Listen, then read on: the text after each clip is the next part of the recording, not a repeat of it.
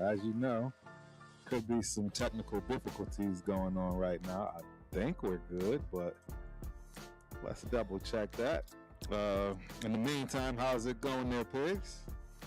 Oh, it's going. I was out there barbecuing just now, so I do apologize for coming in a few minutes late here. But as you can see, I'm repping my championship T-shirt here. Yes, a bit of a throwback. Nope. It's all good. I think we are good. I believe YouTube is up. I see Instagram up.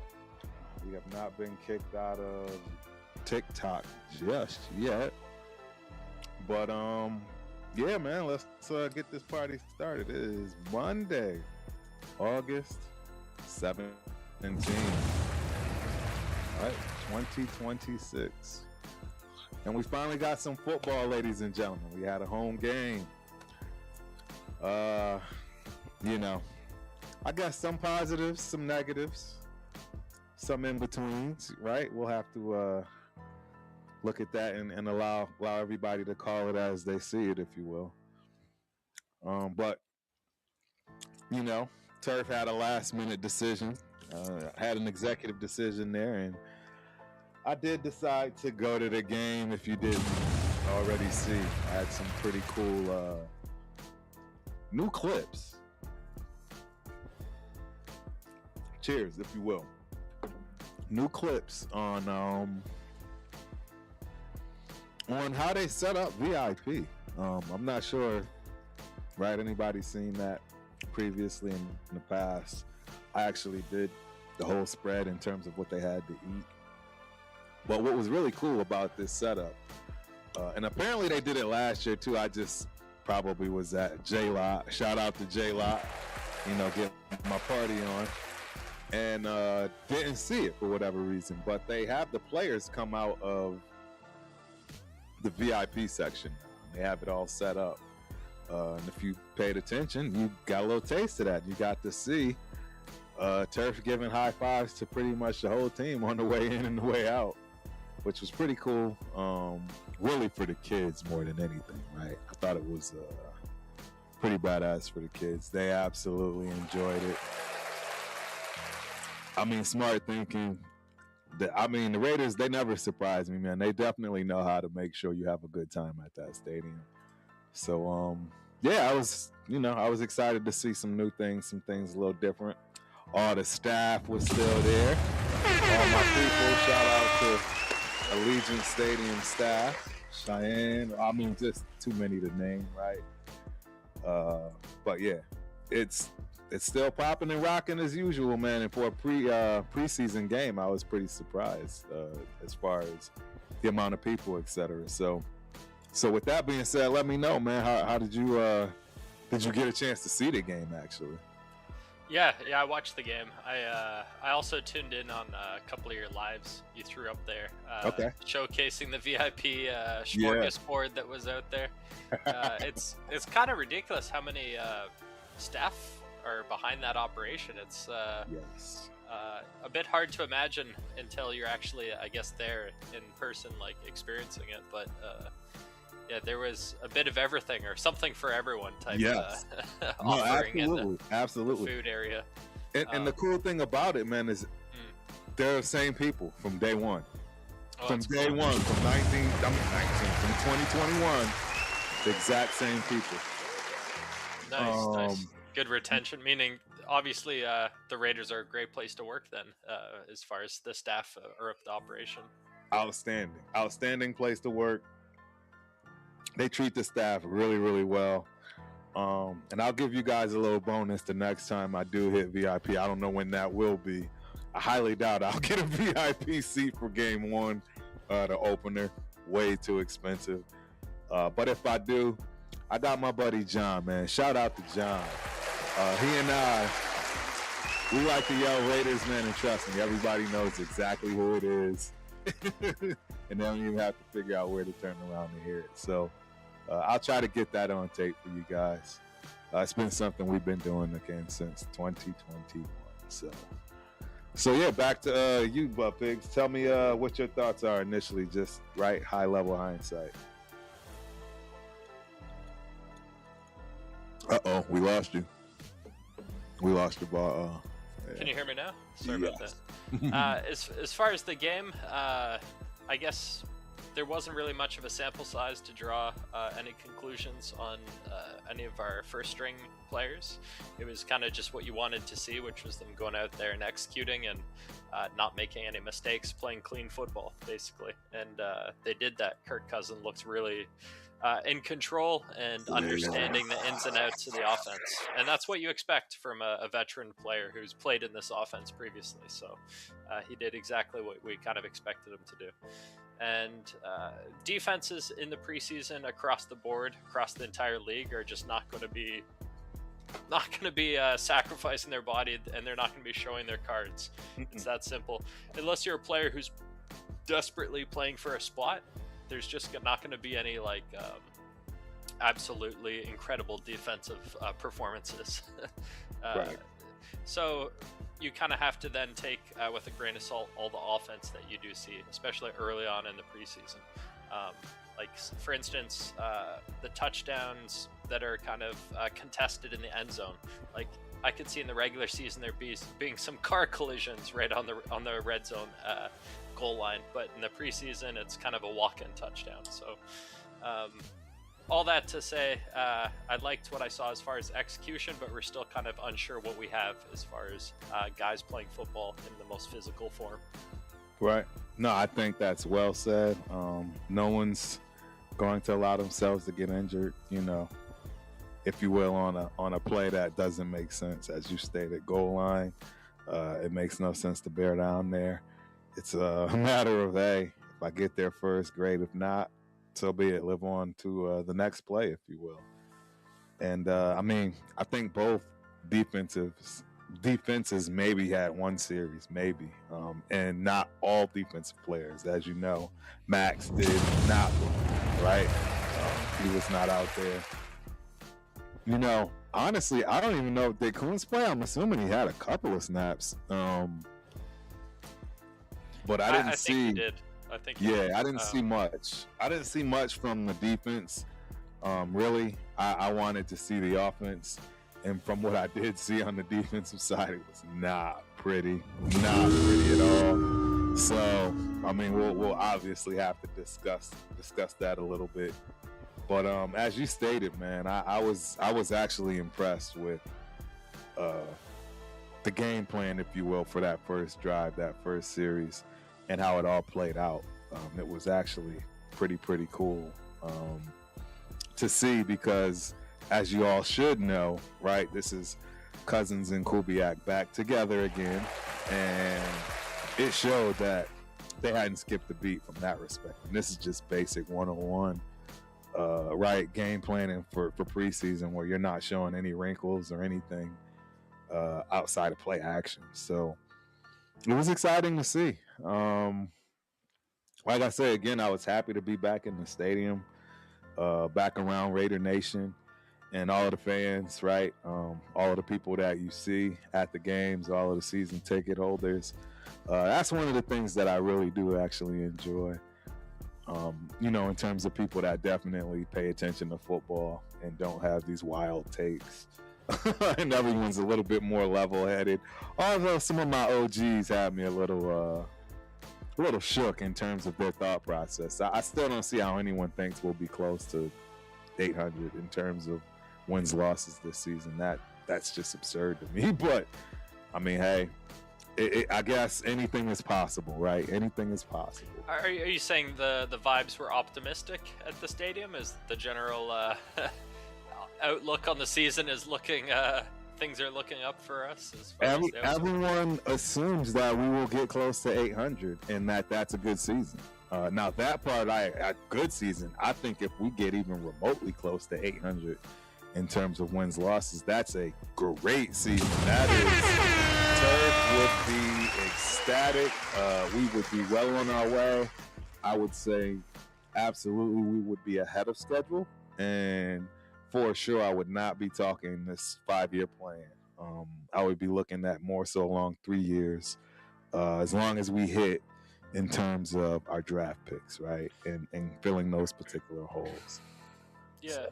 I would agree. The part of optimism that you can kind of understand is Kubiak coming from like the winning pedigree and combining with a lot of veteran coaches, say on the offensive line and such, and then kind of the wild card defense. It kind of sets the stage for something that's hard to predict, and in that uncertainty, it's a lot easier to lean into optimism versus defaulting to assuming that it'll be the same old hat. But inevitably, right, it'll be somewhere likely falling in between the two, insofar as like the likely outcome. Nope, I agree, man. I totally agree. So we'll do a little bit of a rundown real quick with some high level questions, and you all know we have to watch that all 22 tape. I gotta show at least the very first series, offensively and defensively.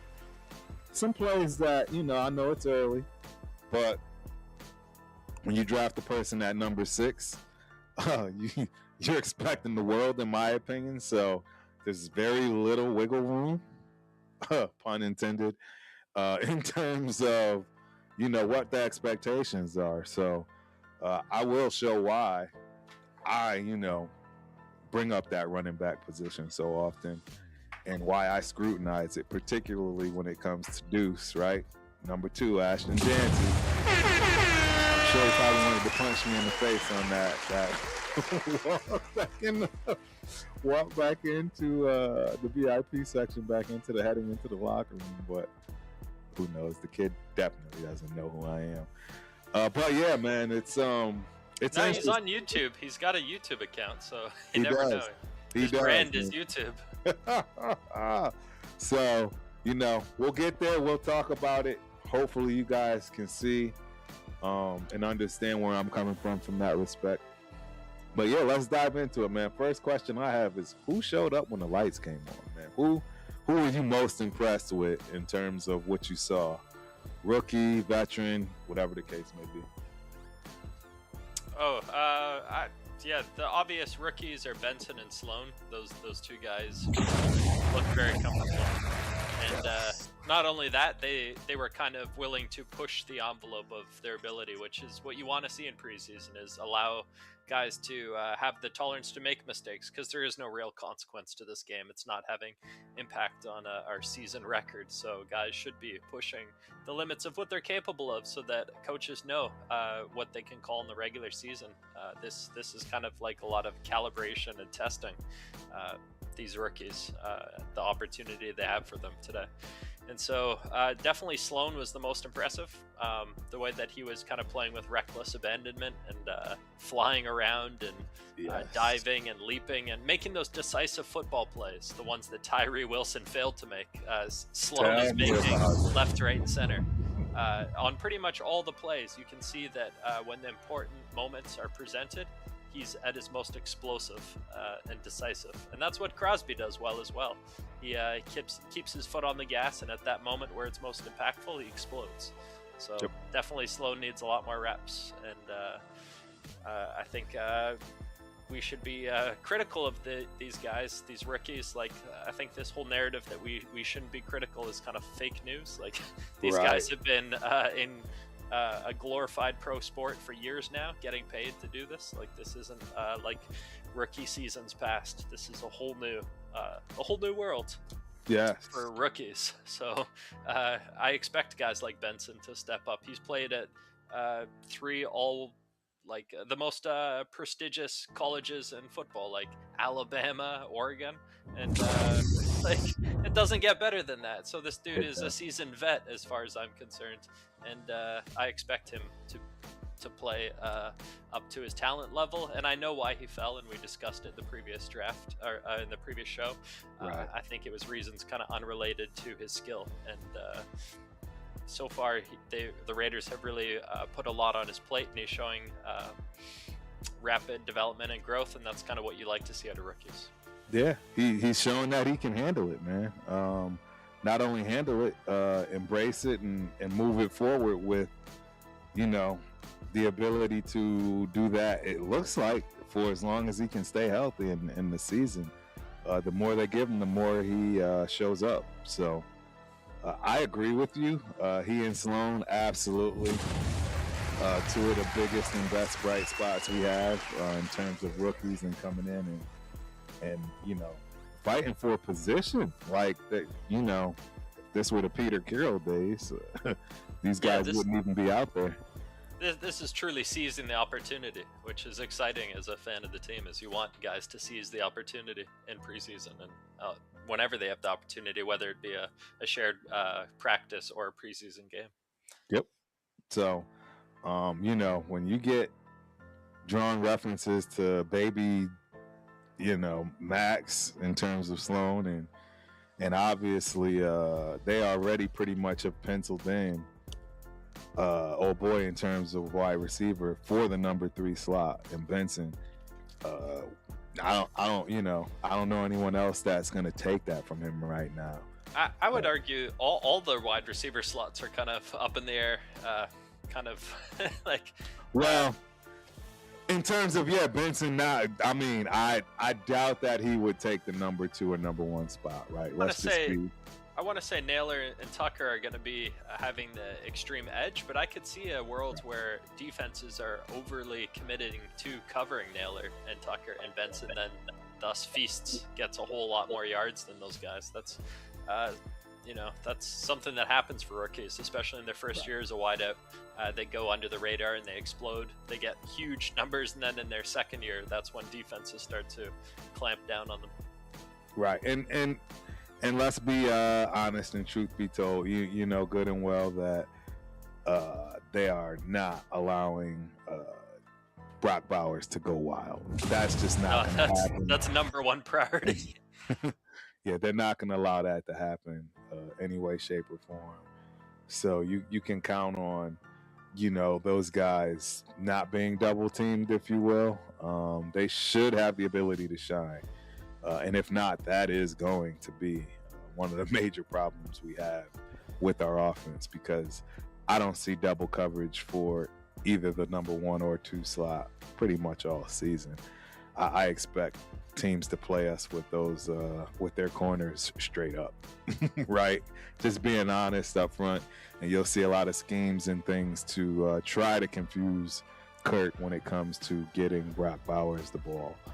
And even with that being said, I mean, I know there's not a whole lot of guys that love Mayer, if you will, but shout out to Mayer, man. He got a touchdown. He looked good out there first series. We will pull this up. And yeah, man, I don't know. It's going to be tough. I mean, our offense, and it's shocking to say this, but our offense is ahead of our defense right now, which is, I mean, usually that is the way it always goes for the most part. Anyways, defense always ends up catching up, come mid-season.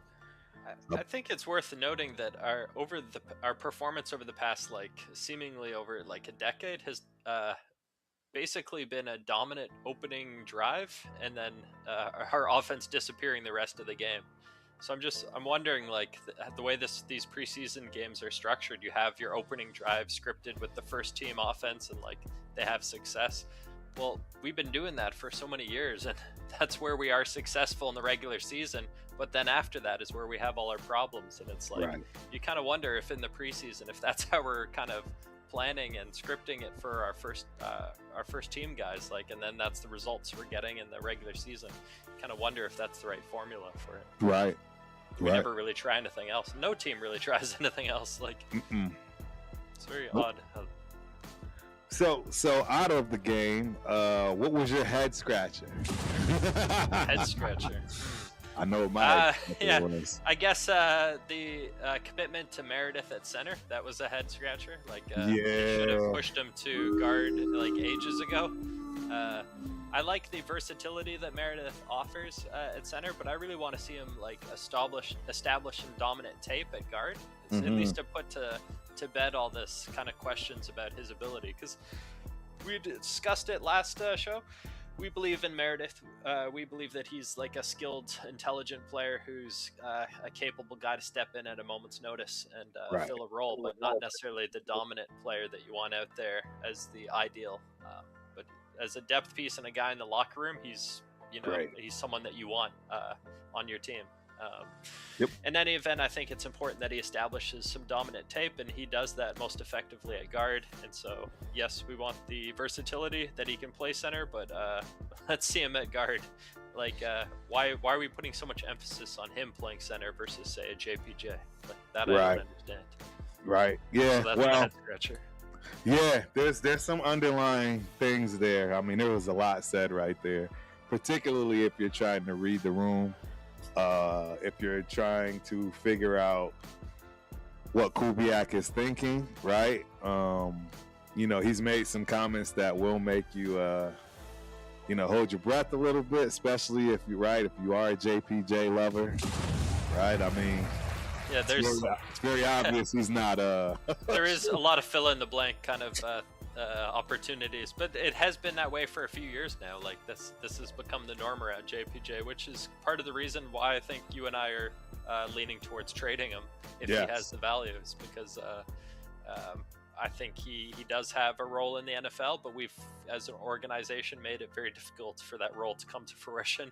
And if another team feels that they're better suited for it, then perhaps that's best for both parties. Right. JPJ and the Raiders, maybe get an asset back, and then he finds a better situation for coaches or otherwise. Yeah, it's very possible, man. I mean, it's not over in terms of trades, things happening. I believe it's not over until November, right? So I think November is the trade deadline. So this thing could go well into the season and have some possible trade action happen. So I wouldn't pass it up in any way, shape, or form, particularly when injuries start to hit. So yeah, and I've kind of got a sense of JPJ's personality over the few years that he's been on the team, and I do sense that there has been a toll taken on him. And yes, he's not going to say anything, he's going to be professional and all that, same with all the other guys and the organization themselves, but the reality is that stuff happened that shouldn't have. It was never really openly and honestly addressed. It was kind of masked with a whole lot of clever PR and this kind of stuff. And so in those situations, perhaps a clean slate is the best kind of outcome for player and organization. But Right. yeah, that would be the head scratcher part, is kind of the Meredith fixation on playing him at center, not really giving JPJ the same opportunities. That's definitely head scratching. Yeah. For me, believe it or not, the head scratcher for me was our kicking game. Oh yeah, the kicking game. Our kicking game. I mean, so if there was anything we've had in the last 3 to 5 years, it's been the kicking game. That's just across the board. I believe we've had phenomenal kickoffs, we've had phenomenal field goals, and we've had phenomenal punts, right? I mean, our kicking game has pretty much been our best thing, believe it or not, right? I've always said that Carlson was our best player at one point in terms of, outside of your Max Crosby's and when we had, Devontae, things like that. But he's been our best player, and we don't have that anymore. And we saw quite a few field goals missed that absolutely had no business being missed. The Tokyo Toe did not look good. I mean, right? I don't think any of the kickers look good. And if we're going to win one of those games that we're talking about winning in terms of a toss-up, right? I don't see how you do that without a kicker. There have been questions of, hey, can we get these guys on the line? Can we call them back?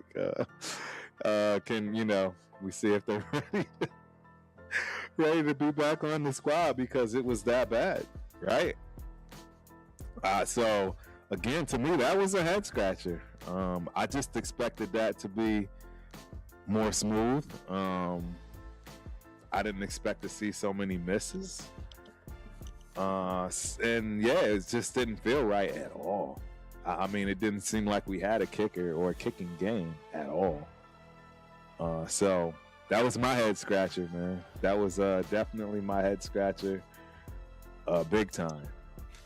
Yeah, that makes sense. Like, as you were saying, the Raiders have certainly established their identity over the past few decades as being elite special teams and not much else. So the fact that we don't have that right now is kind of a bit disturbing. But yes, yeah, it is kind of an interesting opportunity with Tokyo Toe, as they've dubbed him. But like, if he does get the international player slot, it makes a lot of sense to have him on the team, like because right. It's really it's no there's no real downside insofar as, are we going to find another international player who's more valuable than him? Probably not. Like, Laki Tasi basically didn't flash while he was here. Like, there was always talk of narrative about him in practice and kind of doing stuff, but then when it comes down to it, he didn't really do anything for us. So if Tokyo Toe manages to hit one field goal in his time with us, then that international slot is already paying dividends. Right. Insofar as the misses, like, he's not a guy that came from a football upbringing. Yeah, his upbringing was not football, so I think being in a stadium like Las Vegas and what have you is probably not his comfort zone. So he needs to go through the fire, the trial and error, and make it his comfort zone, which I believe someone like him, he's very process driven, will have no problem doing. It's just a matter of putting in the time and affording him the opportunity to get through those the learning curve, as it is, because he proved it in college, so there's no reason he can't do it here. Kicking is the exact same. It's not like he's kicking against different air. The air is the same. Football is the same. It's just the mental part of it that he has to bypass. And yeah, the international slot is kind of that perfect opportunity. In the meantime, Gay or whoever else, they're basically just like filling time, because we're not going to be using them in the playoffs to win crucial games. It's going to be basically determining where we draft. Is like, our kicker is determining where we draft. Will it be 20 or will it be like 10? Like, it could be our kicker determining that, which is to me maybe justifies leaning towards the Hawaii kicker, because if he loses a few games, maybe that's best for us. Like, it's really hard to say ultimately. It just depends on whether or not we're in the playoffs. That clutch kicker is what you need in the playoffs. 100%. And you got to teach that guy to be clutch at some point if he's not already learned that skill but has the underlying traits to be a clutch kicker. I would personally just bail on a veteran kicker and just lean into the rookie kicker. Let him make mistakes, get the better draft pick, and then next year, if he hasn't shown improvement, then go out and sign the vet that is the proven guy and make him truly win that job. But use this year as the development year, much like the rest of the roster. It's a development year. Like, I find it a bit ridiculous that we're kind of talking about like competitive football. Like, meanwhile, we have like the oldest quarterback and like the youngest quarterback and like the oldest kicker and the youngest kicker, and we're doing like this weird stuff that you just don't do when you're a team that's making playoff pushes. Like, this is a team that's rebuilding. Like, I think you just said it, man. This team is 100% rebuild. I think we all know that. And the other thing is this, man. You just said it. The Tokyo Toe doesn't come from this background, and I can equate this exactly to what my son is going through, right? And that is when the bright lights come on, ladies and gentlemen. Your body is naturally going to do things differently, whether you like it or not. Perfect example I can give. One of the reasons why my son only came in 17th, I would say, in the 200-meter hurdles, when he was literally ranked 5th in the nation, in his time. When the bright lights come on and it's something that you don't understand, you haven't been accustomed to, you haven't been used to, everything goes off the charts. And what I can equate it to is, after talking to my son, I was like, so what happened? I already knew what happened because I watched it. He was so amped up, and he was just so hot, right? With those, you adrenaline dump in the first 5 minutes. He was at that first hurdle faster than he had ever gotten to that first hurdle in his lifetime. All his steps, all of the count, right? All that went out the window, ladies and gentlemen. That's what happens when the bright lights come on and you're not accustomed to it. I can assure you the Tokyo Toe was out there. Even with the crowd not being what it's going to be week one, it was still a large enough crowd for him to say, wow, this is different. This is something I've not done before. I'm not running out of the tunnel with all these kids and the fans and it matters. Some guys, right? We all know some guys, they don't play till the lights turn on, right? And then you got guys that are, practice players. I mean, they do everything in practice, but as soon as those lights turn on, for whatever reason, they tuck their tail. That's something that you have to learn, in my opinion. And you don't learn that by sitting on the practice squad necessarily. So that's kind of the part where it's a bit of a catch-22 is, yes, he's an international player and you can stash him on the practice squad, but are you really improving his clutch kicking ability by doing that? Like, I guarantee he's going to learn how to perfect his kick on the practice squad, but is he learning the emotional part of the game, the mental part of the game that'll ultimately make a difference in the playoffs when the time is at the absolute peak of the importance of the kick and the moment and such. I think a lot of that can be established during the regular season, and we're kind of afforded a development year, so we might as well make use of it. But if Kirk Cousins starts, then I expect Matt Gay to start. If Mendoza starts, then I expect Tokyo Toe to start. No, it makes sense to me. It makes sense to me, man. And while we got people in here, let me go on ahead and acknowledge some of the guys. We got quite a few in here. I can't see in terms of TikTok for you guys. I apologize, but we got my nephew, man. Raider Rundown in the building.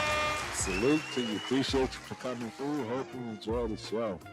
What up, my guys?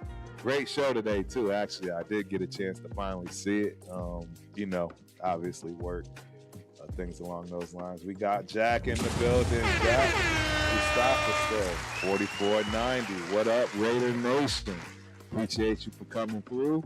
I hope you enjoy the show. We got one more special guy that has a question for us, which is a very, very good question. I have a hot unpopular take with this one. But shout out to my cuz, Steve Jones Pigs in the building. Appreciate you coming through. Hope you enjoy the show. What up, Turf? Will Mike Washington take away snaps from Ashton Jeanty? That's a great question. I'm just gonna go out. I'm just gonna put it out there, man. I not only is he going to take reps, I think this man eventually takes his job. I know the consensus is, and you would say that that's impossible, right? And there's a reason why that's impossible. The same reason that AOC couldn't start over Minshew, right? And we all know what that is. It's money, right? Investment, for sure, yeah. It's one of the reasons why you're going to have to still deal with Mr. Jack Besh on the team. Second round pick. If somebody's dumb enough to trade for him, I think you'd see that trade happen yesterday. Even though, right, Kubiak values him as a blocker, right? Come on, guys. Are you kidding me? I mean, don't get me wrong. In all fairness, the blocking pass catching tight end is at an all-time high value. Teams are overdrafting tight ends. Right, but like no other position. He's definitely not a tight end in this league. No, true. But he is that heavy set wide receiver. He is hybridish. He is. I just don't think that's anything we need. Not when we have two very good tight ends, one the best in the league, right? While the other was drafted in the second round and we went up to get him. And I wouldn't say that he's done a terrible job. He's had a couple of issues, right, in terms of his mental state and things along those lines. But I don't know, man. I don't see Jack Besh being anything other than a role player. Somebody, like you said, sure, you may get him in and not look at him to stretch the field, maybe get you a first down possession, but mainly more along the lines of like Pigs is saying, blocking. I just don't see him being a serious part of this offense, right? They're not game planning for Jack Besh. It's just not going to happen.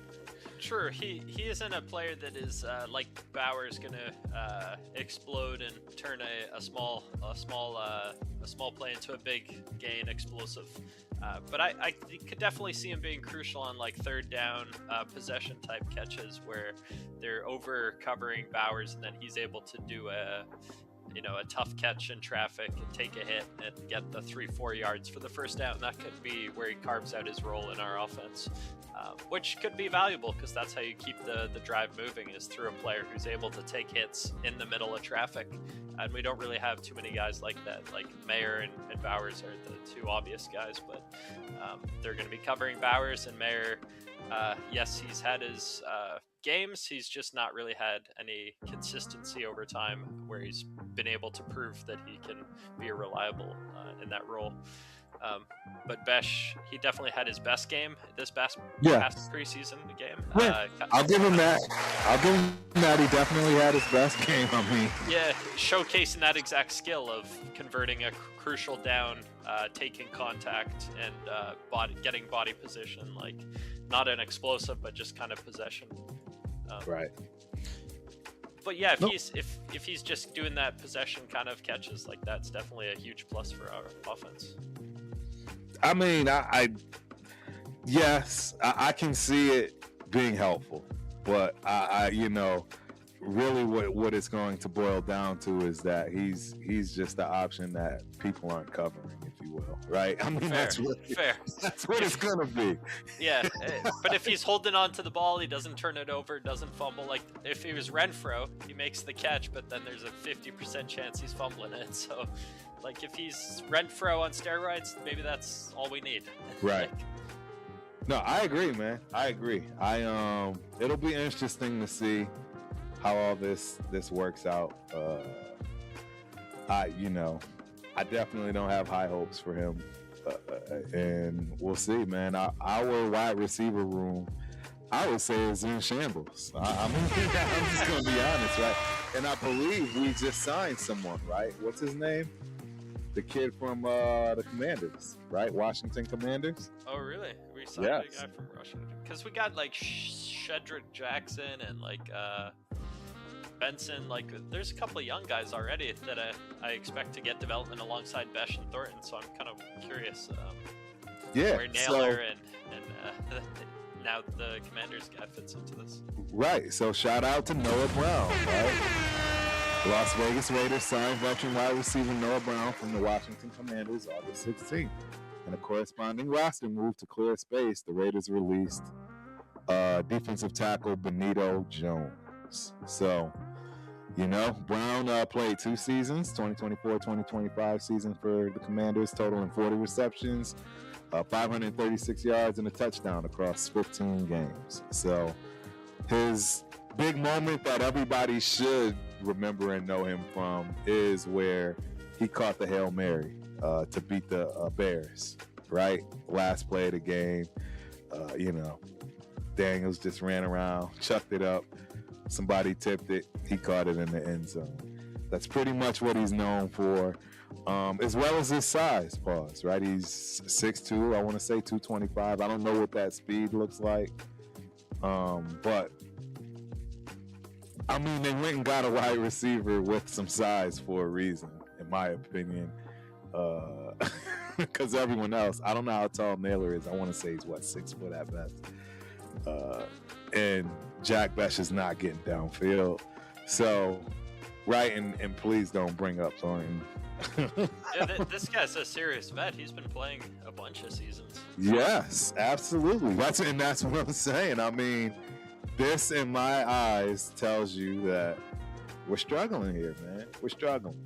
You know what I'm saying? Shout out to Jack Kenner in the building. Salute Nation. I see Joe O'Leary in the building and Raider John in the building. Appreciate y'all. Raider John, appreciate y'all for coming through. Hope you enjoy the show. Yeah, so, I mean, it is what it is.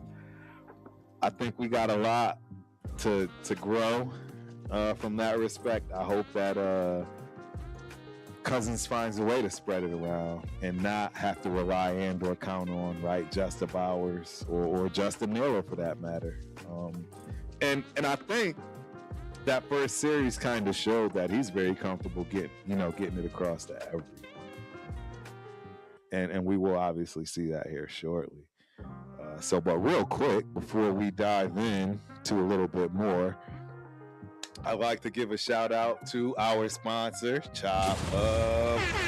I didn't do that last week at all in any way, shape, or form because, quite frankly, Turf just forgot, right? But in doing that today, we will have a quick little 20-second commercial break, and we will be right back. Welcome back to the Creator Olympics. Up first, the fastest editing final. Fingers at the ready. 3, 2, 1, go! They're off. Look at lane 1. Hammer those shortcuts. Lane 2 is moving like a cheetah on espresso.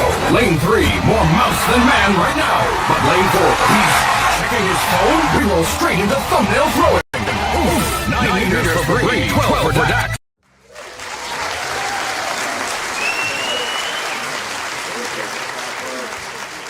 It's an amazing tool for everything. I particularly like to use it for scheduling my shorts, right? My clips, if you will. But it's editing. It's a whole entire content pipeline. So if you haven't had a chance, go check it out. ChopHub.io. That is ChopHub.io. So I think, man, it's already 6 almost. I kind of want to dive into this film real quick, man. Like I said, we want to hit these first few series. Then we'll come back with some more, questions, comments, and responses before we get out of here. Let me go on ahead and see if I can pull this up. Let's see how this. Hold on 1 second. See if I can find this. Here we go. All right. Here it is. Let's make sure everybody can see it. Can everybody see? Yes. We see 22. Well, it'll be both. But very interesting enough. We'll just kick this thing off, and hopefully you can see it. Pigs, right? Yeah, it's small, but I can see it. Yeah. Okay, you can see it. Okay, so this is obviously the kickoff. I'm okay with our returners being Turner and who was the other guy? It was Turner and someone else that was not Lauby, right? In terms of kickoff and punt return. Yeah, and I'm okay with that. It wasn't Lauby. It was not Lauby, right? So I think that in itself is also kind of giving you some some heads up on what's going on there. But we'll see, man. We'll see. Right, Ashton Janty first carry. And you know, look, I'm all over this kid, man. He's number 2. You know, he was number 6 pick, and the production has to be there. I don't think this is a bad play. I don't think he misread this or anything along those lines. Typical first play of the game, right? You want to fill things out, see how it goes. You know, good yardage game for what it's worth. And as you see, Kurt, he just looked very comfortable, man. He looked very comfortable. That obviously a batted play. You're going to see a lot of that.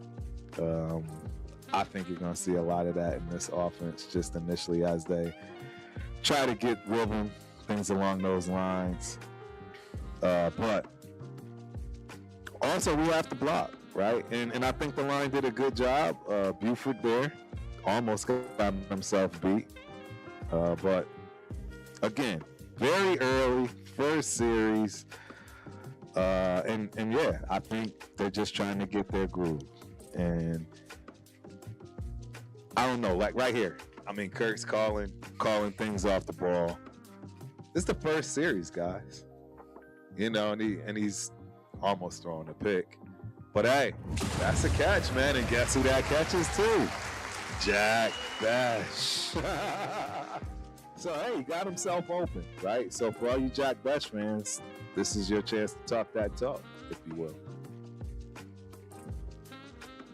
Yeah, that was a pretty nice catch because, but yeah, he was on his back catch. while he made the catch. Absolutely, and he was covered very well. That's a catch well that covered. A lot of other wide receivers on our team would not make. Like that. I agree. That's kind of unique to him. I agree 100%. I agree 100%. Yep, here's going to be some great play action. Right, get it out the mayor. Again, great first down. First down yardage, or I should say first down yardage in terms of 7 yards, putting you in second and short.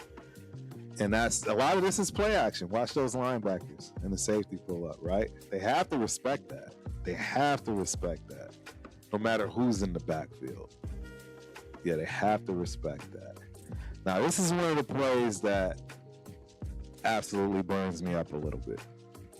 Now, you can't see it from here, right? Looks like a typical, hey, we're getting the first down, great. I got to show you guys this here. I want you to see this. Ashton Janty, one of the knocks on him is his vision, right? Am I wrong? One of the knocks on him is his vision. I want you to see here, right? Right in this area here, you're going to see things are going to open up, if you will. If he had the vision, if he had the Barry Sanders-esque wiggle and jump cut, things along those lines, you might see something happen here. But unfortunately, that's not his style. He's a downhill runner. Once he hits it, he hits it. And that's it. There is no wiggle room. There is none of that. So I want you guys to see this. I'm going to pause it and show you exactly what to look for. Now check this out. Here, you have hat on hat, right? Hat on hat. You got this guy coming up, hat on hat. You got this guy coming, hat on hat. Look at the hole, right? Look at the hole right off of his butt. That's what you learn in terms of right reading behind and as a running back, that's kind of your key. You know, if nothing else, is you want to be right off the butt of any of your linemen, and you're gonna see this just didn't happen here, and it's a missed opportunity, right? It's a big missed opportunity in my opinion. See that hole right there? See it? Look at that. Where does he go? Inside. Look at how beautifully this is blocked, man. Hopefully you guys can see this. I'm not sure if you can see it. Yeah, maybe can you go back a few frames? Because I think we kind of have to see where Janty's looking as he's getting the ball. Like, where's his head? Right. And that's the thing. That is the thing with him. Because maybe the play design was a crack, like a dive. And then no, he just absolutely. Kind of puts his head down and dives. As a running back, though, that's as a running back. You're leaving so much on the table by not being absolutely. It's irrelevant where the hole is supposed to be, whether it's a dive, whether you're supposed to cut inside, whether you're supposed to bounce. You are supposed to react. And again, so I want you to see where he's getting the ball, like right where he's receiving it. Right here. Yeah. Let me go back. So he was able to read it. Like, yes. Where he's receiving the ball. And he read it wrong. And that's my point. Right there. Right? Yeah. He's got the ball. You notice he's already coming this way, and that's my point. For all these people that think he's a wiggle guy or he's Barry Sanders-esque, as I've heard, that's just not realistic. Is he seeing 27 and assuming 27's coming into that hole? Is that it's irrelevant because he's got a guy coming right to take him, right? He's got that guy coming to take him. And this is what you call setting things up. This is where Barry absolutely would have naturally set this up and just skirted out of the hole here. And I think, in my opinion, if this was Mike Washington, that's exactly what you would have saw. We already saw his long play several times. I don't need to go over that and show you guys. Is the ideal here to press here and then bounce it out, like before have the ability have the ability to be quick on your feet, be able to jump cut, right? But what I'm trying to get you to understand and see, he never even looked at that outside. He never even gave it a shot. And unfortunately, I thought my pen was working. It is working for me, but you guys can't see it on the screen. You know, I'm drawing on it and showing you. I'll have it, you know, set up for the next time. But you see, he's looking here. You can see where my pen is showing. He's not paying any attention to this out here. And it could be in part the center is already kind of getting pushed back, so he's limited in his cutback. I totally understand. Because the lane is closed because the center is not going forward. Right. I totally understand, but that's my whole point to being able to understand the type of running back you have. Right? Shady, he's totally shaking that inside out. He's light on his feet. He can easily and that's what. Not only is he light on his feet, he also has the quickness, to do this. Because that's the other thing you have to have. You have to have. Janty might be looking for contact already at this point. Big bingo, because that's all he knows. He's used to running through people, running off people, bouncing. That's his thing. And my apologies for my pen not working. I'll have that working next week. But that's what you have to look at, guys. Again, another great run. Now, this is actually a good run.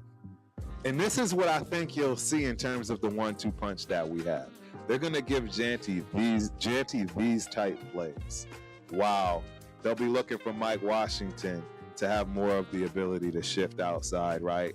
Off tackle and make the way play. This play unfolded here is kind of, I assume, what Janty was hoping for in the previous play was kind of working into traffic and wiggling and bouncing his way to like 7-8 yards, as opposed to trying to bounce it and cut it out, which really isn't his.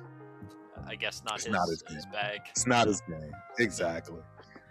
And hey, again, here Kirk being Kirk, and hitting Tucker. This is great. I mean, very decisive. Got some zip on the ball. First down. Yeah, and Tucker was down smooth. Looks very smooth, man. I was very happy with his productivity and what he did this game. Now here we have Washington. Now see, again, another great run. There's nothing there. And we will see this on the 22 side here with this angle. You'll notice all the right reads are made here. There's nowhere other than where he went with the ball to go. And you can see he went right off the butts of his linemen, right? Everybody's blocking out. And now, number 34, our fullback, he kind of missed it. You noticed he clapped it because that was his guy that made the tackle. He holds on to that block, and that's 6. Again, another great out route. Very quick. Hard to defend, right? That was Tucker again. He's got enough zip. It's again Tucker, yep. And he's got enough zip on it, but again, a young Mendoza, I see that coming out much faster, much easier, and no chance for a pick there. And here goes the play right here. Michael Mayer, touchdown. This was an impressive drive, ladies and gentlemen. Impressive drive, in my opinion. Marched right downfield. Offensive line held up, right? Great play calling. Great play catching, great execution. And we made a field goal. Shout out to Gay, he made a field goal. Yeah, he made a field goal. So awesome. Now we have to go to the defense. And I will be honest, I was disappointed in our cornerback play. I get it, McCoy hadn't played for 2 years. I understand it's going to take him some time. But you can't get beat with the same thing twice. And I believe he was scored on twice with the same fade route. Just didn't make sense. At some point. I mean, I did watch those plays back. It's not like he had terrible coverage. It's just a very good throw and wide receiver pushed off and created space, right. Made the catch. Easy catch. No, I agree. In hindsight, like how you would like the cornerback to play that is just get the eyes back on the ball and kind of be able to react on the ball and somehow avoid the contact with the receiver, or maybe anticipate the wide receiver trying to push off and be more grabby or something like that. He could take a pass interference penalty, and then we'd be upset with him doing that, like if he gets in a hand battle. But it's one of those things where it's probably kind of like the biggest takeaway from McCoy is just seeing him being athletic and the knee not being a major issue. And some of the technique and skill stuff will just come with reps. And I imagine he's going to take that stuff very personally, so that'll be fuel for fire for future vendettas against wide receivers. 2 touchdowns against him in the future. I mean, that would be surprising, but preseason, it kind of is what it is. This is poor, right? And this was poor defense. It was clearly pass interference, although they didn't call pass interferences for us, which, I mean, at this point, go figure. You should expect that being the Raider. They never give us any calls, so that's par for the course. But one other thing too is this kid number 4, man. He had a great game, and it's Isaiah Love, right? I believe his name is Isaiah. I saw what he saw. I think everyone saw what he saw. Just didn't work out for him there, but he had some great runs. I mean, the Cardinals, they don't look bad. They're not good. And again, that's a little concerning for me. I don't think we got any kind of push on our defensive front. You know what I mean? It just was non-existent, to be honest. And that's what, Tonka Hemingway, right? And Butler, right? Those are the 2 guys up front. I mean, they're not, we don't have any power or strength on our line. Like, it's a lot of speed and technique and technicians and craftiness and that kind of stuff. Yep. There you go, Teron Johnson being Teron Johnson, right? This is why you pay him the big bucks. This is not an easy tackle, ladies and gentlemen. It may look like it, but it is not. It is not an easy task. Who is the running back? That was That's Love. Jeremiah Love. Yeah, I don't know why I said Isaiah. It's Jeremiah Love, who a lot of people think will get Rookie of the Year. Just an FYI. A lot of people think he'll get Rookie of the Year. He's explosive. He's probably the most explosive player on the field. Most plays. Absolutely.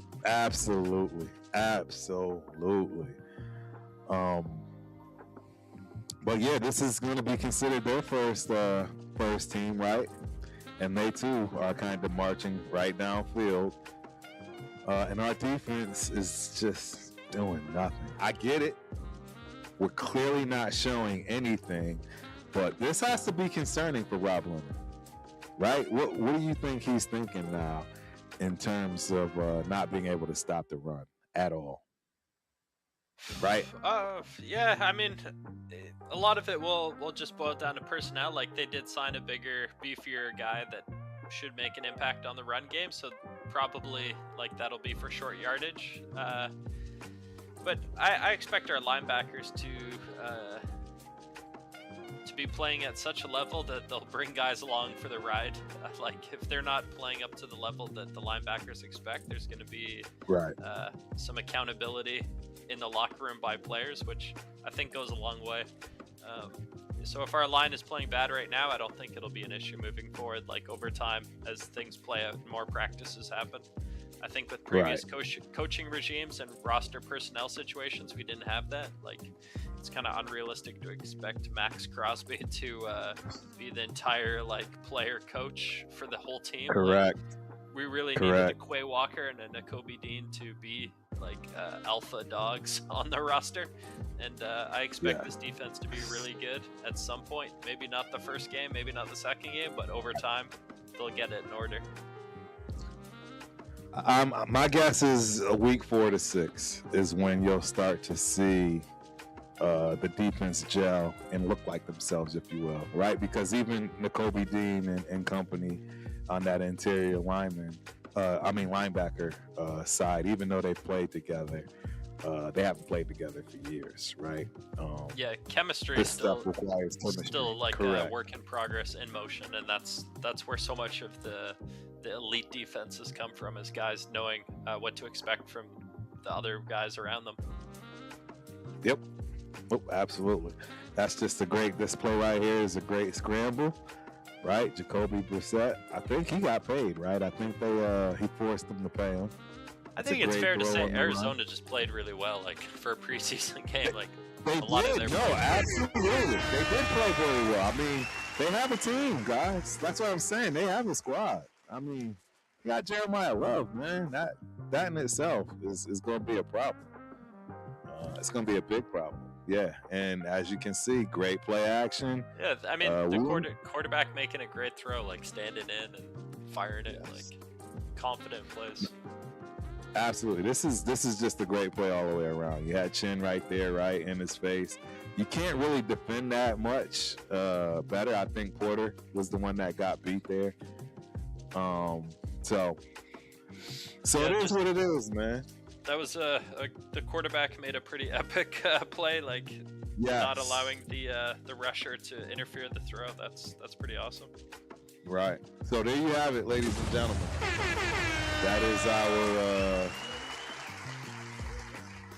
our first series, if you will, in terms of. I think that type of rush against a quarterback 9 out of 10 times will result in a negative play for the offense. That was just a pretty exceptional play by Brissett. Right. No, I agree. I totally agree. I think you're absolutely correct there. But yeah, I don't think you can be mad at what you saw in terms of play. I don't know why that's showing. Hold on one second. Turf is having technical difficulties as always.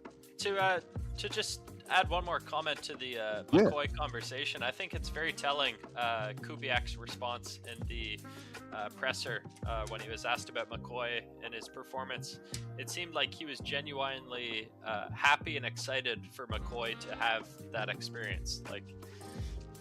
like not all negative, bad experiences on the field are bad things. Like a lot of that can be very positive. When a coach is excited that a player has a challenge ahead of them, like that's telling you that like that player is on the right trajectory and that the coach wants to invest in that player because he sees the potential payoff on the other side.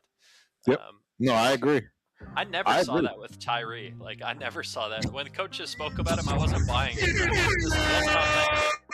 When Kubiak spoke about McCoy, it was a different kind of communication taking place. Like, right. Yep. Nope. I agree, man. Shout out to Karan Rana in the building. Appreciate you for coming through. Hope you enjoy the show. This question is, how do you think the Raiders did on protecting the quarterback during Gurgle Live? Whatever Gurgle Live is. But yes, I thought the offensive line did pretty well, man.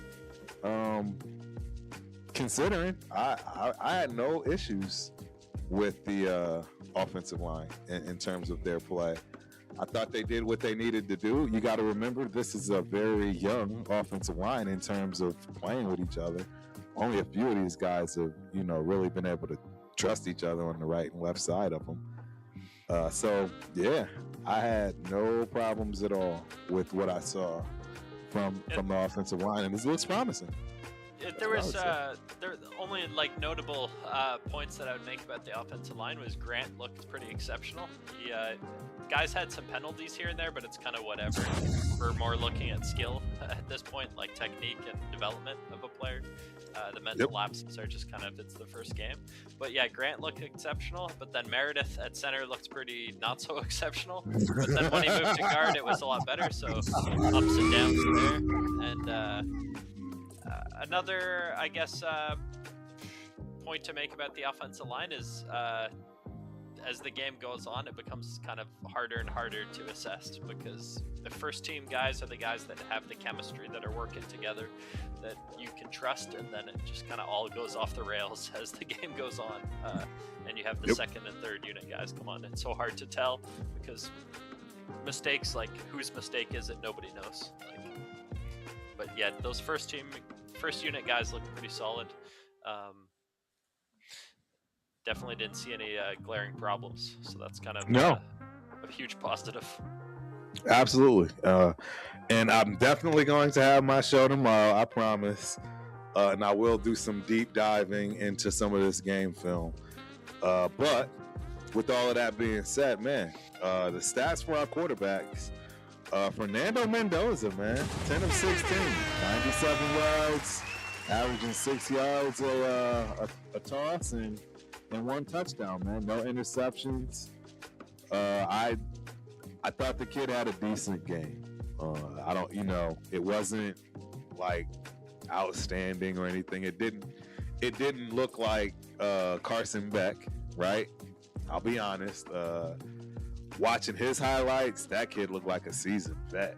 I don't know if anybody else saw that, but he looked like a seasoned vet. He is a seasoned vet. How long did he play in college? Dude is so old. He's probably had more games than anyone I can think of. Yeah, 6 years. So this is his 7th year, if you will. Literally, I agree. You could look at this as being like his junior season in the NFL. Like, this is his 3rd year in, and that's when you're supposed to look impressive. So that's a great point, man. I don't disagree with that at all. But also, with that being said, somebody in Mendoza's class, who some people may have thought was better than Mendoza, and that is Ty Simpson. I heard he had an outstanding game. Yes, did you see anything? I saw some highlights. I didn't see the game, but I saw the highlights and kind of the highlight tape package of Simpson. And I'm not surprised. Like, it's preseason. He's looking to prove something. There's a bit of a gunslinger mentality that's comes along with it, and that's always shows well when a guy's thrown with confidence and kind of no fear. And that's what I saw. He made plays. Right. So. No, absolutely. I have to bring it up, and it pains me. I'm gonna keep his stuff for right now, and this is our guy, Aiden O'Connell. I'm just gonna be honest. It was terrible.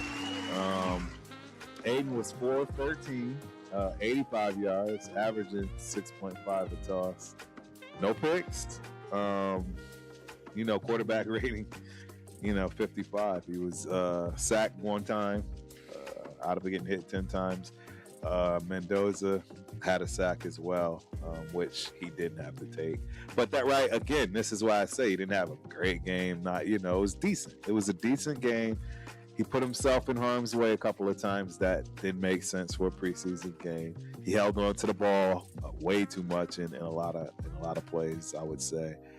So that's why I say decent game for him. Aiden O'Connell, horrible. Kirk Cousins, sharp.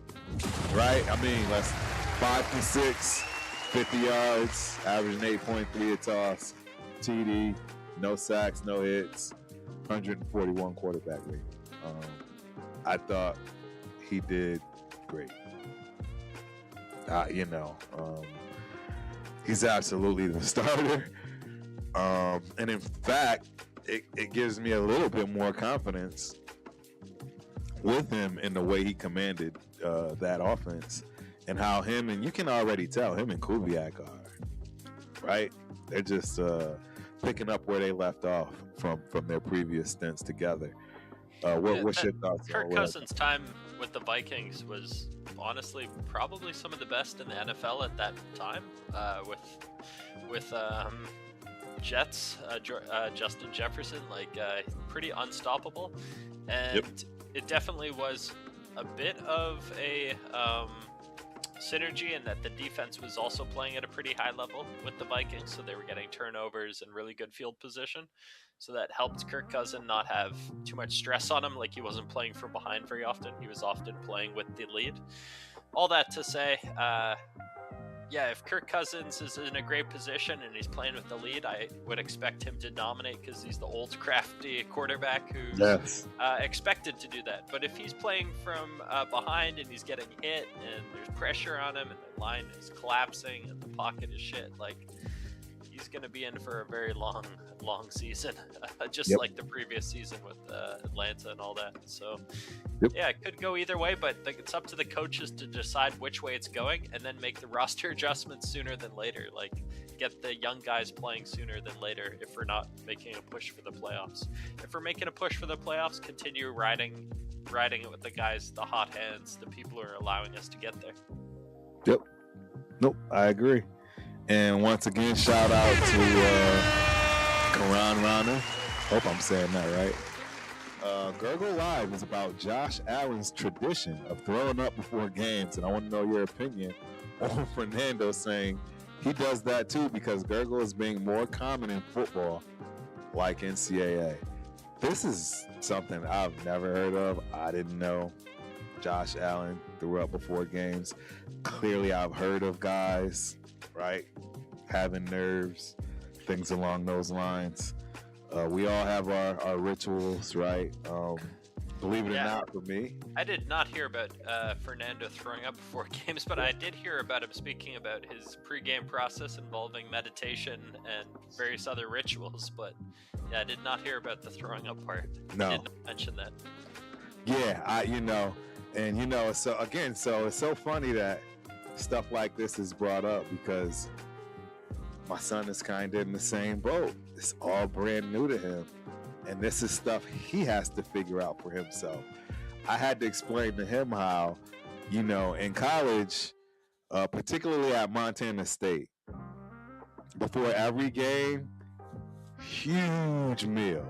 I'm talking buffet style, biggest meal you're going to see in the week.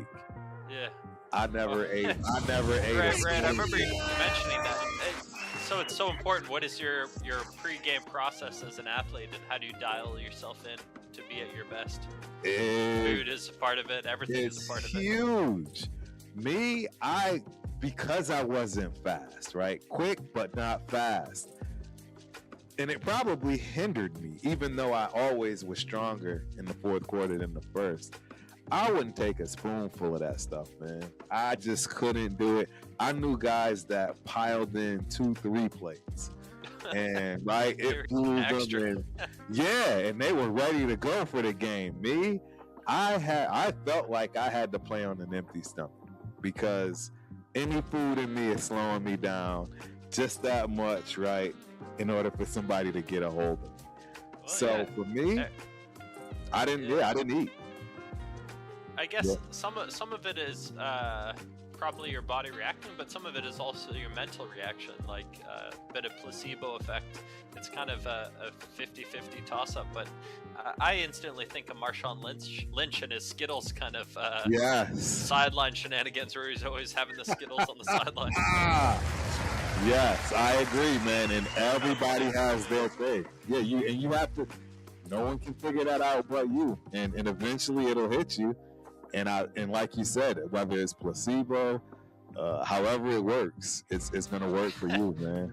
I always loved when in the middle of the games it was getting like gritty and violent, and like there was a lot of emotions, and then someone would bust out orange slices or something like this, and it was just like totally changing the channel on the television. And it's funny, a ritual can really have an impact on an athlete, and so it's so important, the pregame ritual. Absolutely, man. I mean, it's everything. Don't not have your right tape for spatting. Don't not have your undershirt, right? Your lucky undershirt, your lucky drug. Like there's a lot of ways to gain an advantage. Absolutely, man. And it's pretty fun getting to explain this stuff to my kid while he's literally in the middle of the bright lights. Figuring it out on the go. Trying to figure it out on the fly, man. I mean, it's the kid's second time ever being in anything organized like this, and here you are, an All-American. Like, it's crazy, man. And watching all these other kids that's been doing this for a decade, most of them at minimum 5-6 years. And he's just trying to figure it out. It's like, when do you want to eat, kid? What do you want to eat? Even warming up, right? Are you warming up too much? Are you not warming up enough? Like, he's had everything thrown at him. For example, with the 100-meter hurdles, no warm up. And he was sick and he was sad. I felt horrible for him. But because of the way things worked out, long story short, 0 warm-up, and went out there and tore it up. But the exact opposite with the 200. I felt like he warmed up a little too early, a little too long, and then sat on his butt, on the curb waiting to be checked in. And I felt like that was some of the nervous energy that, shot him to the first hurdle in way less steps than he'd ever gotten there before in life. So, I mean, all of these things, right? Once he dials all of this stuff, man, watch out, right? Because that's what it's going to take, the experience. Some of what you just said is it's so important that an athlete becomes aware and perceptive of their own experience and make a conscious effort to almost like understand it and learn from it and apply it to the next challenge. How you react to all these different inputs, and kind of if you can kind of document it or log it and then have that feed into your next challenge, that's kind of the ideal as an athlete. Yep, absolutely, man. I mean, all of this stuff matters, ladies and gentlemen. I mean, I'm even thinking in terms of jiu-jitsu and my jiu-jitsu competitions and tournaments. Again, I personally didn't like mass warm-up. You know what I mean? It's just not something that I was ever accustomed to. It was just too much, man. It was just too much for me, and I felt like it would cause me to gas out in the end. And so, hey, You said mass warm-up? Mass warm-up, meaning like a lot of warm-up. So my son, he'll warm up for an hour, dude. It's in the volume. Yes, the volume. Okay. He will do every warm-up that he does for practice. Mm-hmm. Every hurdle warm-up, every calisthenic, he does it all. And if he doesn't, I mean, at least right now he doesn't, but now not getting warm up at all, he's questioning, I think as an athlete, my experience as a snowboard instructor, and kind of seeing athletes learn and apply their own skills in different contexts, including competition. It's good to experiment with all possibilities so that you can see the various outcomes that are possible, and understand the strengths and weaknesses, pros and cons of those different outcomes. That's not to say that one is going to be the dominant, because the situations change all the time. The environment is changing, so your approach has to change as well. Being adaptive is really the key takeaway, in that you don't want to become overly reliant on having to do it one way and then not being able to do it that one way and then have that mess up your performance. It's better to be able to rely on the best way to do it, but then if it's not able to happen in that exact sequence, be able to adapt quickly and fluidly to be efficient still as an athlete. Yep. Nope, absolutely. I agree, man. And, you know, obviously we went through passing. I mean, running game. Guys, we had 100 yards rushing. Like, I don't know if we got 100 yards rushing at all last year during any game. No, I know we had a few, but no. Mike Washington Jr. led the pack, which I've already given you my shocking take in terms of, I think, he's absolutely going to take over this backfield because of the speed alone. I was impressed. I was impressed by Washington. What I was most impressed by was that he was able to be very dynamic in his movements and not overly static, robotic, upright runner, which is what I saw a lot of in college. And as soon as he was running in the NFL, I saw a lot more fluidity and a lot more bend, which was quite exciting. And one thing even more important, did you watch him pick up blitz? Did you watch him block? I'm not saying it was great. Right, he's willing to put himself in there. Yeah. He looked 100 times better than number 6.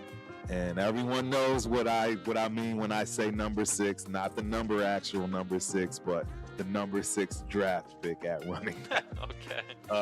Yeah. Wondering what you meant by that. Exactly. He looked 100 times better than Janty his first year. Yeah. Picking up blitz, pass blocking. That was super encouraging.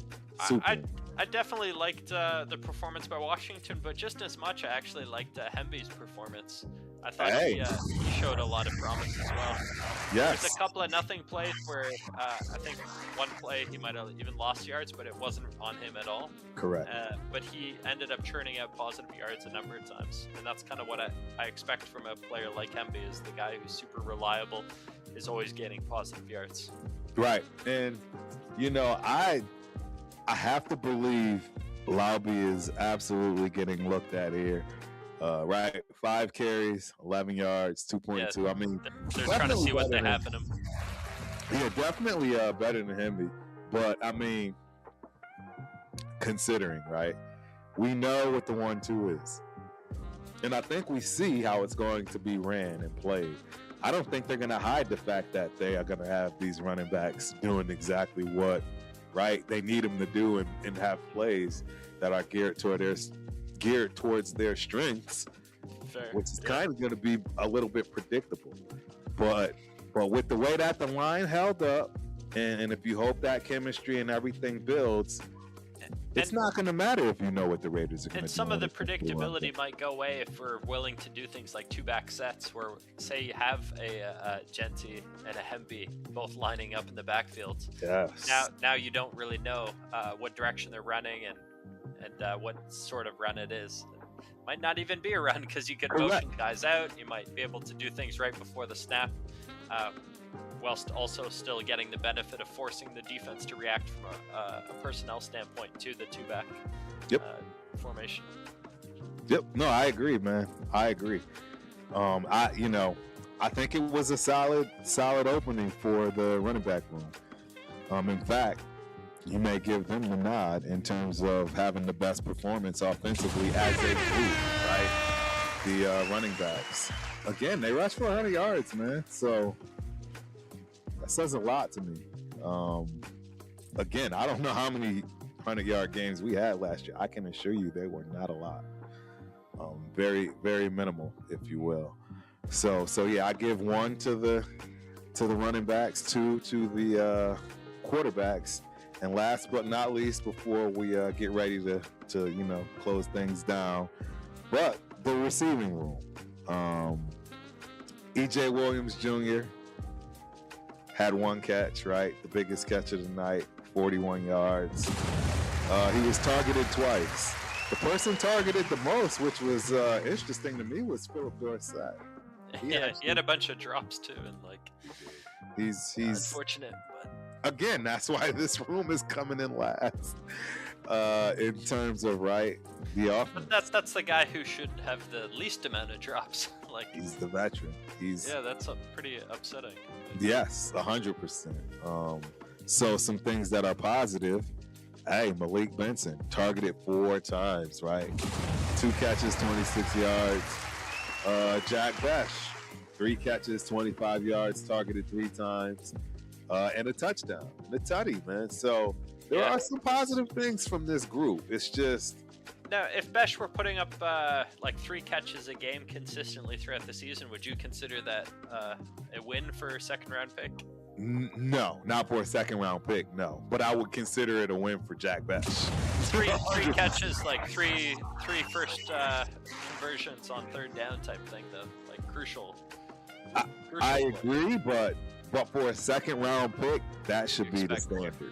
That should be the standard. That you expect them to come in and take some touches away from some of these veterans, right? I mean, that's what your expectation is as a number 2 second round draft pick. Yeah, you should be pushing for the top spots on the absolutely, and he's nowhere close. Not a niche kind of player. Exactly, not even close.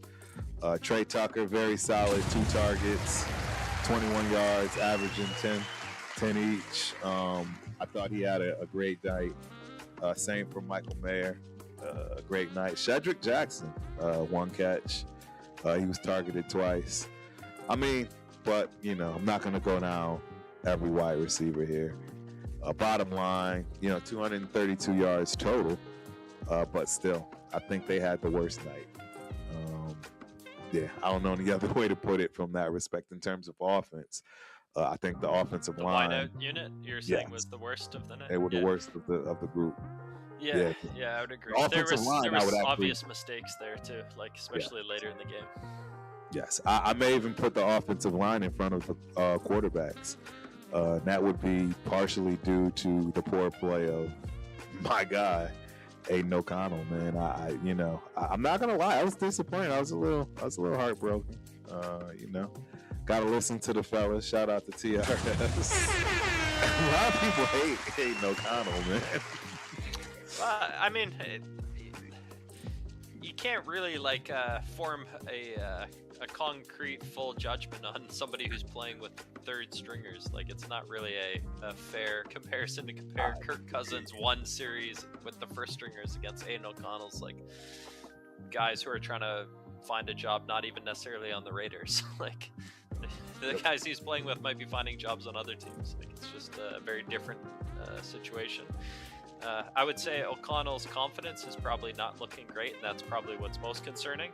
Is that it's in the past he played confident despite a lot of the bullshit around him. Yes, some of that might have been a bit of naivete or just being new to the NFL, but I don't know. Maybe that just takes a toll after a number of injuries and a number of bad experiences with different regimes. Right, and it's been this way his whole career, though, no matter where he's gone. So that's the other thing that made it very disappointing to me. I thought he'd actually step it up, but like you said, it's a team game. Number 1. Yeah. So. If Dorsett makes a couple of those catches and receivers run the right routes, then it's a totally different narrative. And we're not talking about a disappointing performance. We're talking about a stellar performance. But it's a fine line between success and failure in team sports as far as individual assessments. Yep. Shout out to Caught Out West Todd in the building. Appreciate you for coming through. Hope you enjoyed the show. The Raiders should have just got Kyle Mungia instead of Janty. And that's the lineman, right? Don't get me started, Todd. Don't get me started. Kyle Monunga is the 7th round draft pick that went to the Bears. Kyle Manunga. I don't know who that is. I thought he was talking about the defense. I mean, offensive line. That's the Bears running back who went in the 7th round, but had a ton of flash plays that were just as, if not more, impressive than Jante's plays last season. I couldn't agree with you more. It's going to go down as one of the worst picks, in my opinion, and there are just a plethora of running backs in that draft class. We had no offensive line. I mean, right? It was a historic draft class for running backs, and we drafted a running back in the top 10. It was crazy. Dude, it was the deepest class of all time. Of all time. We overdrafted the position. Like, why?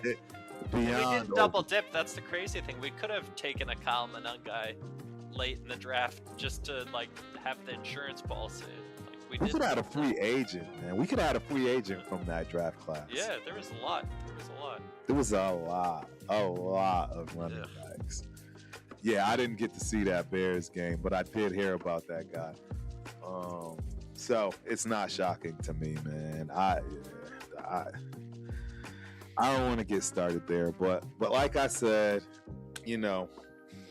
we'll dive into that defense a lot more tomorrow as well. I know we didn't get a chance to talk about individuals, if you will. Real quick before we get out of here, well, what is your thoughts on the defense, Rob Leonard? I'm excited. The individual players, I'm really excited about. Like the linebackers, obviously, I really want to see how they have an impact on the identity of this team. Not even just the defense itself, but the team as a whole. I think this defense could become the identity of the whole team potentially. Right. So that's an exciting proposition. Yep. No, I don't disagree, man. I mean, Greedy Vance had a hell of a game, right? 8 solo tackles, 10 total. Some guys had some flashes of goodness. I can't say the same for Tommy Eichenberg. I was thrown off on him immediately. I think it was the first play of the game. Defensively, he got a penalty. It's like, are you kidding me? Right. I heard 805 saying you were all about the other Berg. Yes, I was just about to bring him up. Yeah. Shout out to University of Minnesota alumni Cody Lindenberg. Bro, he's playing like he played in college. Go check out the tape. In fact, like I said, tomorrow I will bring this up. The kid flies everywhere.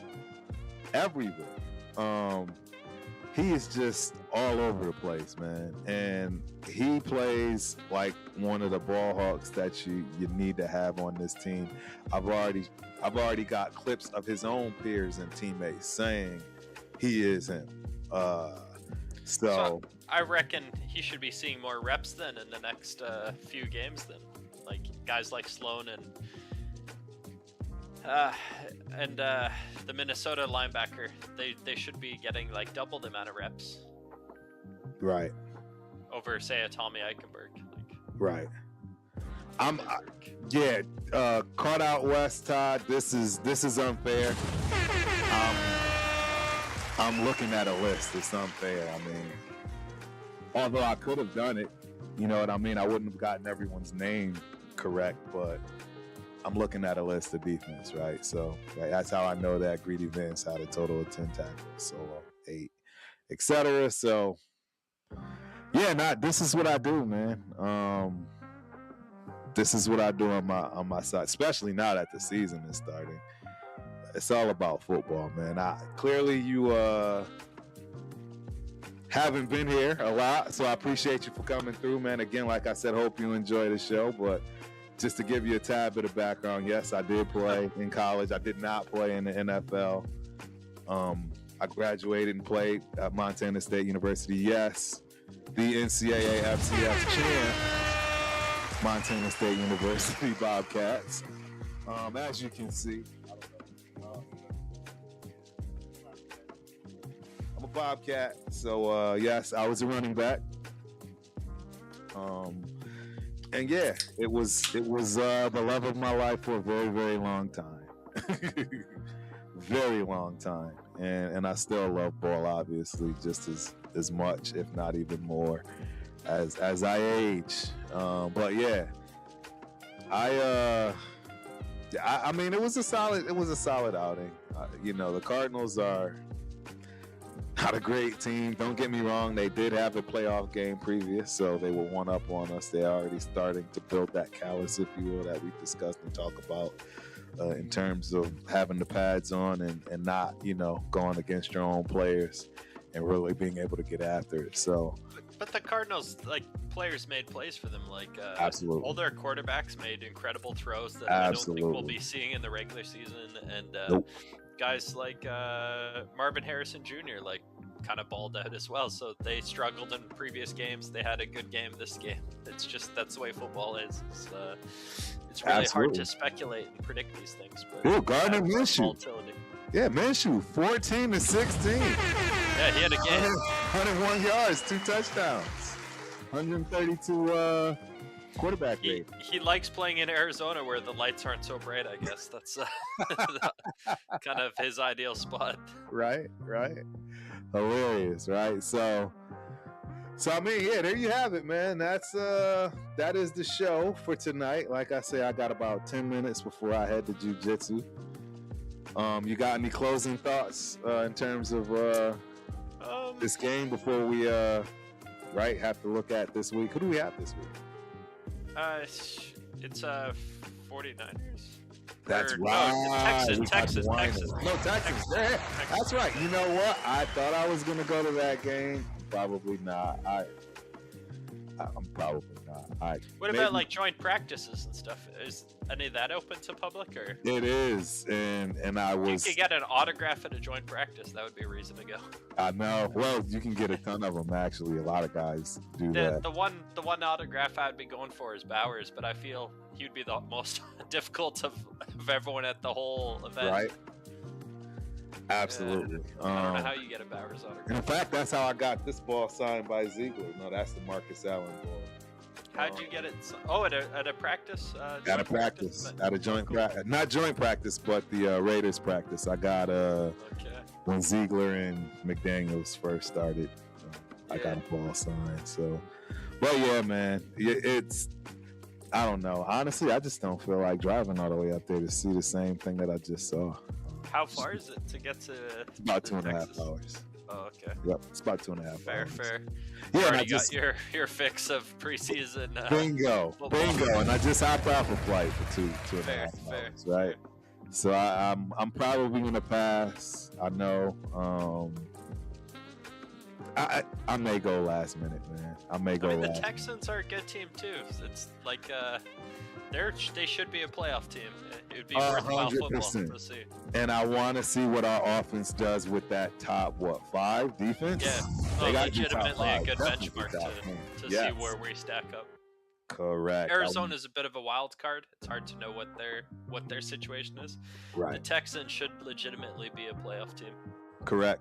And I think Benson will show us really what he's made of at this point. I think that's what you're gonna see. A lot of him in terms of even Fernando, right? I think you're gonna see a lot more Fernando. I don't know what's gonna happen in terms of my guy Aiden, man. It's a little disheartening. Hopefully he bounces back. Maybe they get him in there for a second. I have no idea what's gonna happen. I don't want to see O'Connell with a bunch of guys who are not really doing their job. It's just, it doesn't make any sense to me. If we want him to be the long-term starter here, and we're throughout his whole time here, kind of telling him he's not the guy, I kind of suspect he might go to another team. Why would he resign here? I'm not sure. But yeah, I don't see him resigning. I mean, he needs a fresh start, right? We've said that. Yeah, I would do that. I would go to another team and get a fresh start. 100%. You've had how many coaches? How many regimes? What's another one gonna do? Exactly. I mean, at this point, ridiculous. It is ridiculous. So, I mean, it is what it is, man. I'm an ALC fan. I always will be, regardless of how he turns out. I think he'll be a long-term backup. No different than my dog Tony Banks, my quarterback. Man played in the league for 11 years. Got a Super Bowl with the Ravens. I mean, I've heard of worse careers. So yeah, we'll see how that goes, man. But anywho, thank you, Pigs. Appreciate you as always, man. Great show. Yeah, stay tuned because we'll have that recap in terms of the Texans and the Raiders this week coming up. So till the next time, we're out, ladies and gentlemen. Peace. Peace.